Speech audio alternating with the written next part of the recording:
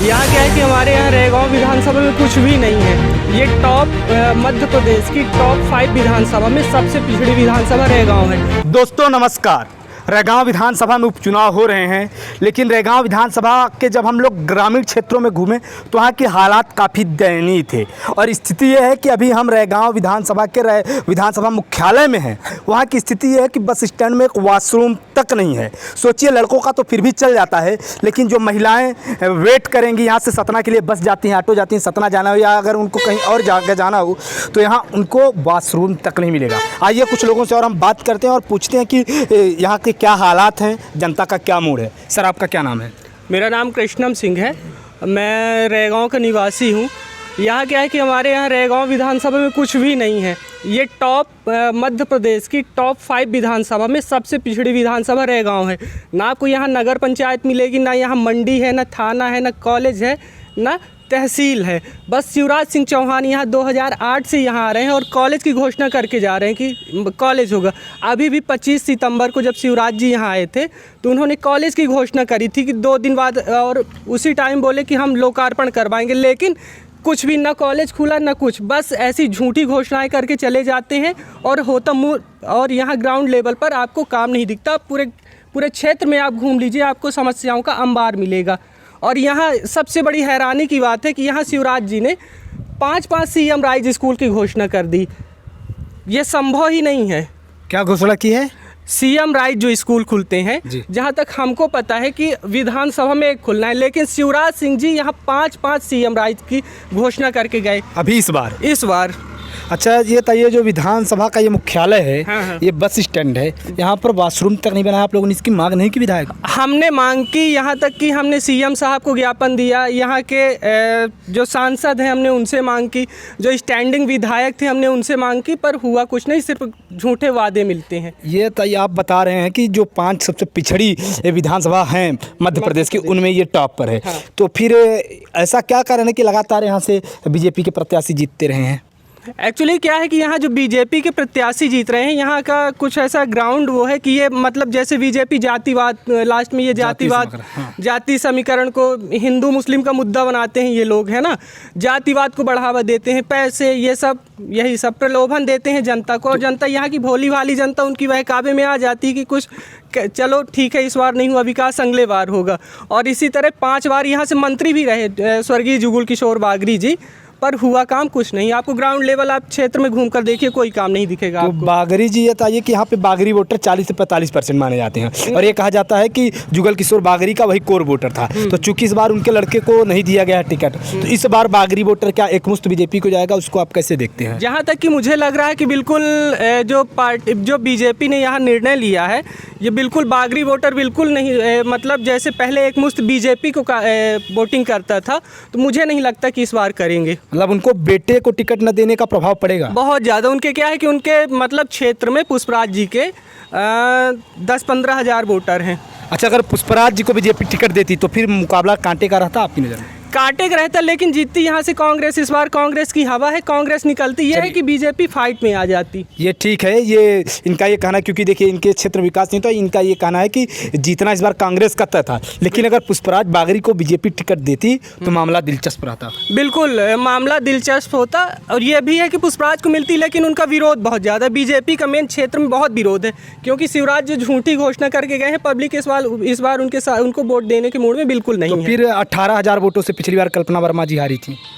क्या था कि जो जुगुल किशोर बागरी थे, विकास नहीं हुआ था, लेकिन वो क्या थे कि एक आम जन से जुड़े थे। अच्छा। जैसे कोई कहीं कुछ ख़त्म हो जाए, कोई वो पहुंचते थे जनता, मतलब उनका जनता से सीधा जुड़ाव था। अच्छा, आपकी भी यही राय है? हाँ, बस यही राय है जो बोले। कौन आ जाइए इधर कैमरे में आ जाइए। कौन जीत रहा है यहाँ से? यहाँ से कल्पना वर्मा जीत रही हैं। अच्छा, वो चुनाव जीत रही हैं यहाँ से। कितने वोटों से जिता रहे हैं? अब ज़्यादा नहीं, 10-15 हज़ार से लगभग जीते। अच्छा, तो ये बताइए बीजेपी को क्यों हराएंगे? बीजेपी यहाँ कुछ विकास नहीं हुआ है। क्या विकास नहीं हुआ? जैसे ना कॉलेज है, ना अस्पताल है, ना कुछ नहीं है। क्या है? कुछ तो नहीं है। अच्छा, लेकिन शिवराज सिंह चौहान जी तो बोलते हैं कि प्रधानमंत्री मोदी जो शिवराज सिंह चौहान जी की हम किसानों की आय दोगुनी कर घोषणा कर दी। का बताइए, इतनी महंगाई है। आज 116 रुपया पेट्रोल पहुंच गया, 106 रुपया डीजल पहुंच गया। का किन जाए बताइए? महंगाई की मार है। अच्छा, प्रतिमा बागरी प्रत्याशी को लेकर आप कुछ कहना चाहेंगे? प्रत्याशी ठीक है कि प्रत्याशी भी सही नहीं है? अब हम क्या प्रत्याशी, अब हमारे समझ में आई तो ठीक नहीं आए। नहीं है, प्रत्याशी भी सही नहीं है। दादा आप किसको चुनेंगे? किसको वोट दे रहे हैं? हम तो कांग्रेस को देंगे। कल्पना वर्मा जी को। हुकुम। बीजेपी को क्यों नहीं? क्योंकि बीजेपी जो है आज 15-16 साल से धरोहर बना लिया इधर। गांव का क्या विकास है, उनको गांव से कोई मतलब नहीं रहा। अच्छा, यहाँ देख भी रहा था, ये बताइए वॉशरूम तक, ये बस स्टैंड यहाँ पे नहीं बना हुआ है। कोई बाहरी आ जाए तो उसको रहने के लिए तक यहाँ पे एक सुलभ कॉम्प्लेक्स टाइप का भी कुछ नहीं है। तो तालाब है, अच्छा, वो टट्टी चला जाए और पढ़ना है तो शायद है रोड में। तो घर घर लेटरिन बनी है कि नहीं बनी है? अरे क्या बनी, यहाँ की क्या व्यवस्था है? ना कोई सरपंच का वो है और न यहाँ सेक्रेटरी का, ना ही यहाँ कोई उसका अधिकारी का। ये तो सब बिके हुए हैं। लेटरिन बनवाई है सरकार ने, घर घर नहीं बनवाया? बनवाई, इतनी अच्छी बनवाई कि साल के अंदर घुर के और धाराशायी हो गई, जाना पड़ता है रोड में। अच्छा, मतलब वो अब फिर से लोगों को जाना पड़ने लगा खेत में? अरे अभी जा रहे हैं, जाना नहीं, मैं आइए मैं दिखाता हूँ। एक 500 लेडीज को दिखाऊंगा रोड के किनारे, जो उठती हैं और बैठती हैं। यहीं से पूरा ग्राम है। अच्छा, मतलब तो सरकार का जो स्वच्छ भारत अभियान है, जो ये लेटरिन बनाई, सबसे गुफा है। सब कुछ गलत है, ये कहने के लिए है, ये बात कहने के लिए है कि स्वच्छ भारत अभियान है, ये वो सब इतना खाते हैं कि इनको कहीं पेट ही नहीं भर रहा। नाराजगी किससे है, शिवराज सिंह से कि नरेंद्र मोदी किसी से? से नहीं है, साले को काम से नाराजी है। काम एक भी नहीं हुआ? अरे 1-2 किए तो 99 नहीं किए, 98 नहीं किए, तो क्या मतलब निकला बताइए? तो ये जो विधानसभा में आपका मूड है, यही लोकसभा में भी रहेगा? हाँ, मतलब मोदी जी से भी नाराजगी है? कोई मोदी से नाराजी नहीं है, ना कोई आपके राहुल भैया से नाराजी, काम से नाराजी है। काम से तो, लेकिन प्रधानमंत्री जी कहते तो हैं कि हमने राम मंदिर बनवा दिया, धारा 370 राम मंदिर अच्छा बनवा दिया, हम भी जानते हैं। आप हम कट्टर हिंदू में हैं, हमसे ऐसा नहीं है, लेकिन हमको किसी पार्टी से विरोध नहीं है, काम से विरोध है हमें। मतलब अगर काम नहीं किए सांसद महोदय तो उनके लिए भी खतरे की घंटी है?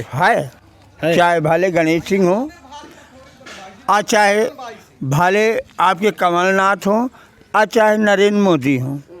तो वोट आप इस बार बीजेपी को तो नहीं दे रहे हैं? हाँ, नहीं देंगे। फिर कांग्रेस को देंगे? हुकुम, सीधा प्रसाद। तो यही पूरा माहौल ये पूरे क्षेत्र का ही है? हाँ, और नहीं मानो अच्छा कि 80% तो है। अच्छा भैया, आपका क्या नाम है? विलियम सिंह बघेल। तो बघेल जी किसे वोट कर रहे हैं इस बार? कांग्रेस को। मुद्दे क्या रहेंगे कांग्रेस को वोट करने के? सबसे पहले तो 15 साल का काम और 15 महीने का काम, और जो कांग्रेस की सोच थी 15 महीने की, 15 महीने की जो कार्यकाल था उस दौरान जो दूरदर्शी सोच थी उनकी, उसके लिए वोट जाएगा। और रैगांव विधानसभा, जैसे कि आपको पता ही है कि मध्य प्रदेश की सबसे पिछड़ी विधानसभा में है, तो इसके लिए क्या यहाँ ग्राम पंचायत लेवल के काम तो हो रहे हैं, लेकिन विधानसभा लेवल के कोई भी काम नहीं हो रहे। और बीच में जैसे यहाँ ऊषा चौधरी विधायक थी, तो उनके कार्यकाल में कुछ जो विधायक मत से जो काम होने थे, कुछ पैसा यहाँ विकास के लिए आया है। वो बहुजन से थी ना सर? जी जी जी। अच्छा। उसके बाद बीजेपी के जो विधायक थे 15 साल से 20 साल से, उनके कार्यकाल के दौरान कुछ भी विकास यहाँ नहीं हुआ है। अच्छा, तो आप स्थानीय मुद्दों पर वोट कर रहे हैं या फिर आपको शिवराज सिंह जी चौहान के चेहरे से नाराजगी है या प्रधानमंत्री की? देखिए, स्थानीय मुद्दे भी हैं और शिवराज सिंह चौहान यदि प्रदेश में भी देखा जाए तो शिक्षा का स्तर प्रदेश का बिगड़ता जा रहा, लोगों की जीवन शैली भी दिन प्रतिदिन बदतर होती जा रही है, तो उस मुद्दे को भी लेकर और जो स्थानीय मुद्दे हैं उनको भी लेकर। अच्छा, जब 2018 का चुनाव हुआ था तो उस समय एक ये कहा गया था कि हम हैं माई के लाल, एक नारा चला था, और ऐसा बताया गया था कि एमपी का श्रवण जो है वो शिवराज सिंह चौहान से पर्सनली नाराज है, उसको लेकर आप क्या कहें? बिल्कुल, इस बार भी कुछ क्या कि श्रवण फैक्टर भी रहेगा जो बीजेपी को वोट बहुत कम देगा। तो क्यों नहीं करेगा श्रवण बीजेपी को वोट? देखिए, अभी पहला मुद्दा तो चल रहा है जो पिछड़ा वर्ग का 27% आरक्षण। दूसरा क्या चल रहा है? दूसरा चल रहा है जो उन्होंने भर्ती अभी 2017 के बाद उन्होंने वैकेंसी लाना बिल्कुल पूरी तरह से बंद कर दिया है। और तीसरा, आप यहाँ शिक्षा के स्तर मध्य प्रदेश का देखें, यदि हम मध्य प्रदेश के जैसे अभी कोई भर्ती आ भी रही है तो यूपी के लड़के, राजस्थान के लड़के या बिहार के लड़के यहाँ आकर परीक्षा दे रहे हैं। तो 27% आरक्षण में आपको क्या समस्या है जो ओबीसी है? देखिए क्या है कि एक बड़ा वर्ग ओबीसी मतलब जो भारत में जनसंख्या के आधार पर देखें तो एक बड़ा वर्ग ओबीसी में आता है। 27% आरक्षण अभी तक ST SC में चल रहा था, महिलाओं के लिए 50% आरक्षण चल रहा था। 27% आरक्षण में यदि जनरल वालों का, उसमें नुकसान अब जैसे EWS का है, EWS का भी कट ऑफ जो है जनरल से ज़्यादा जा रहा है। अब मुझे ये बताइए आप बता रहे हैं कि ओबीसी के 27% आरक्षण दे रहा है, उससे आप क्यों नाराज़गी है? तो इसको लेकर तो कमलनाथ जी आए थे। बिल्कुल, लेकिन जो क्षेत्रीय मुद्दे भी हैं और कुछ मुद्दे जैसे अभी आप समान वर्ग वालों के लिए अभी मतलब वैकेंसी पे आरक्षण देना और दूसरी चीज़ों पर तो ठीक है, लेकिन जैसे कॉलेज पे एडमिशन के लिए हम लोगों के लिए समान वर्ग वालों के लिए थोड़ा सा क्या है कि उसमें फ़ीस भरना और अच्छा, SC ST एक्ट का आप क्या प्रभाव देखते हो? उसका भी असर है यहाँ पे कि कोई? यहाँ की जनता भी इतनी ज़्यादा जागरूक नहीं है। तो यहाँ पे आपके यहाँ SC ST एक्ट लगते हैं लोगों पर कि नहीं लग रहे हैं? अभी बहुत कम, ना के बराबर। अच्छा, मतलब यहाँ स्थिति सामान्य। राजनीतिक यदि देखा जाए तो राजनीतिक दृष्टि से कुछ इसका प्रभाव पड़ रहा है, बाकी वैसे व्यक्तिगत तौर पे किसी से अभी ऐसे कोई, मतलब कुल मिला के आप स्थानीय मुद्दों पर वोट करेंगे और आप बीजेपी को वोट नहीं देंगे? जी जी बिल्कुल, कांग्रेस को वोट देंगे? जी जी। तो यही हाल है पूरे क्षेत्र का। हम लगातार आपको जानकारी दे रहे हैं रैगांव विधानसभा से, और मैं आपको पूरी ग्राउंड रिपोर्टिंग एक एक व्यक्ति की क्या बोल रहा है, क्षेत्र क्या कर रहे हैं, और हम जर्नलिज्म पर ऐसे भरोसा भी रखते हैं कि हम ज़मीन पर उतरें, क्योंकि एसी पर बैठकर, एसी कमरों में बैठकर जर्नलिज्म नहीं की जा सकती है और ना ही जनता की बातों को आप तक पहुँचाया जा सकता है। इसलिए हम क्षेत्र में हैं, हम कोशिश करेंगे कि चारों उपचुनाव को कवर करें, 3 विधानसभा 1 लोकसभा। फिलहाल हम रैगांव में हैं और रैगांव की पूरी जानकारी पूरी जनता आपको देंगे। धन्यवाद।